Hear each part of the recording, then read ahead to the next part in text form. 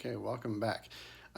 This next part we're going to be looking at the interval notation. So this might be a little bit new for some of you. This is the preferred notation for classes of pre-calculus or higher.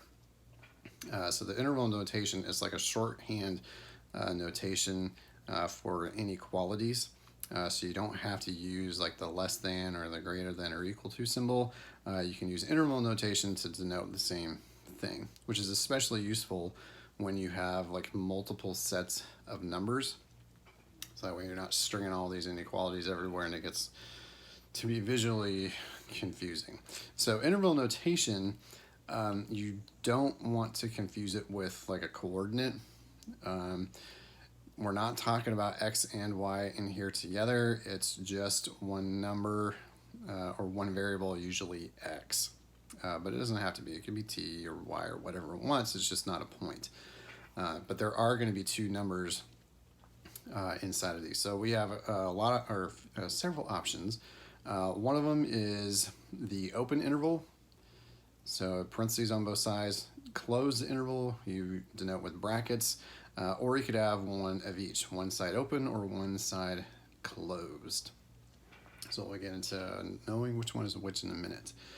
Okay, so let's look at these inequalities, and we're going to solve, if necessary, so we're going to get the x by itself, and write each each answer using interval notation. So this first one, example 3a, x is already by itself, so we don't need to solve it. So we can just write this or translate it into interval notation. So x is between -1 and 2, just can't include the -1. So when you write your interval, you always go in numerical order. So the smaller number is always on the left and the larger number is always on the right. Now, if the equal bar is not on the inequality, that means you're using a parenthesis. If the equal bar is on the inequality, that means you're going to use a bracket. So this interval notation means the exact same thing right here as it was stated with an inequality. So -1 through 2 just can't include the -1, but we are including the positive 2. Okay, so pretty simple and straightforward, hopefully. Says the math teacher, ha ha ha. All right, let's look at part B. Same thing, just x is by itself, so we just have to list it out. It's going from -7 up to 0.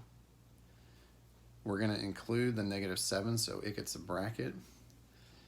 We're not including the 0 because there's no equal bar, so it gets a parenthesis. Okay, now sometimes the interval doesn't have two numbers on either side, like x is not necessarily between something.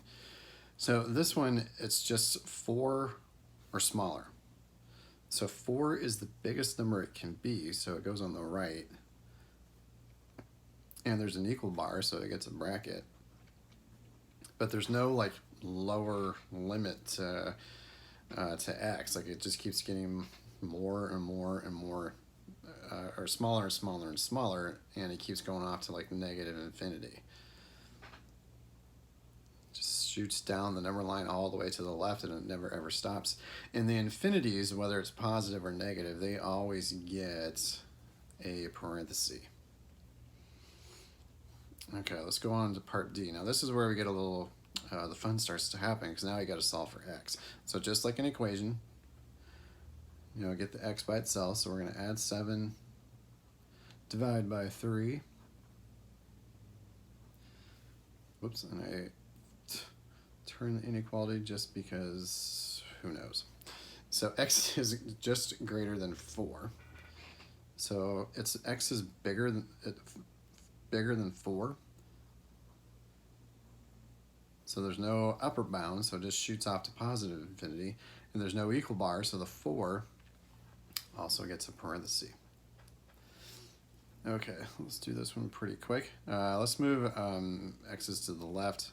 So we'll minus the 5x over, so -9x we'll subtract the 9. We'll divide by the -9. And when you divide by a negative or multiply by a negative on an inequality, it flips and turns the inequality.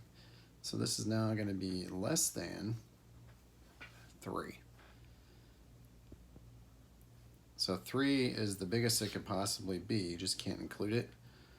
So parenthesis, because there's no equal bar. And then it's just shooting on down to negative infinity. There you go. All right, now the absolute value, this does a little something kind of interesting. So the absolute value means that there could be other possible answers than if the absolute value bars weren't even there. So it depends on like which way the inequality goes, and that'll tell you like how to set it up. They're really similar. Anyway, so what you're going to do is you're going to rewrite this thing. So the first one, just take the bars, take the bars off. And then you're going to rewrite, or you're going to write a second inequality, and you're going to take the absolute value bars off again. And you're going to turn the inequality, and you're going to take this number and make it negative. And what we've done is we've really created a compound inequality. So these absolute value ones, they typically turn into either an or problem or an and. And this one, it's an and. How do I know that? Well, it's because of the way the inequality faces. So it's less than. So to help you remember which one it is, you can misspell it. So less than. So it's an and. And then we're going to solve both of them. So x is less than 11. And at the same time, x is going to be greater than -1. So if it's an and problem, it means it's the numbers that are in between your two results. So it's greater than -1, but smaller than 11. So running from -1 to 11. All right, moving on over here, the inequality turned around.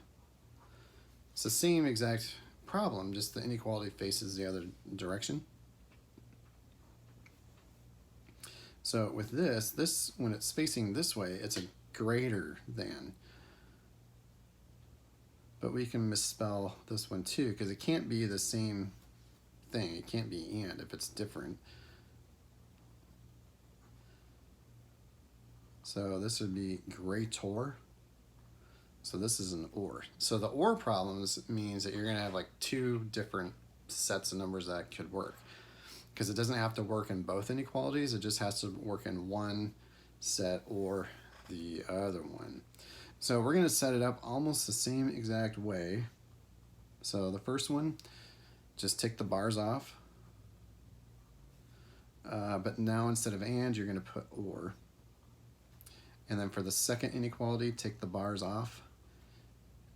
Turn the inequality the other direction and make the number negative.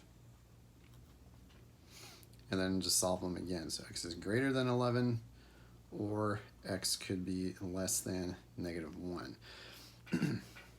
Okay, so for x greater than 11, that means it's like 12, 13, 14, 15.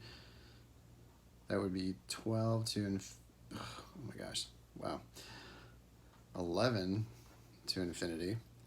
And then for the x is less than -1, it'd be like -2, -3, -50.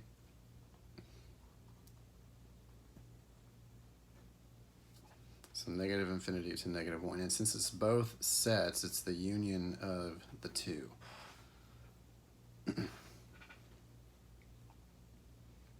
Okay, I'd ask for questions here, but none of you are actually here with me. So if you have questions on this, you can always email them to me, or show up during the Zoom office hours, either way. All right. Okay, so for the sake of time, let's go ahead and skip these two. Let's talk about these here. H and I, you can look at the notes and get those. So for J, let's talk about this one for a second. So absolute value of x minus 4 is less than negative 6. Now what a lot of students will do is they just sort of kind of get into a pattern and they just start solving the problem without actually looking at what they have. So with this one's kind of special because, hey, look, it's less than a negative number. Well, what kind of numbers always come out of absolute value? Usually positives. And every once in a while you might get a 0. But absolute value, you never get a negative result. So if it's either positive or 0, how could it be less than a negative 6? Well, it can't. So that would be a big ol' no solution. Okay. Now example K, it's kind of the same thing. Like it has to be less than 0, so that they're saying, hey, this quantity over here has to be negative. Well, absolute value can't be negative, so there's no solution. Now in example L, I included the equal bar. Well, now it doesn't have to always be negative. It could also be 0. So there's nothing I can plug in for x that makes this thing come out as a negative. But there's one number I can plug in where it comes out as 0, and that would be x equals 4. And on the last one, example M, greater than or equal to 0. So I can plug in any number in for x, and it's going to work, because it's always going to be positive or it's going to be 0, which is what this is saying. So I can use any number I want from negative infinity all the way up to infinity. All right, so that's going to do it for section 1.2. So again, email me your questions, download the notes so you can see the solutions to these two guys. So yeah, good luck with the homework and just have fun with it.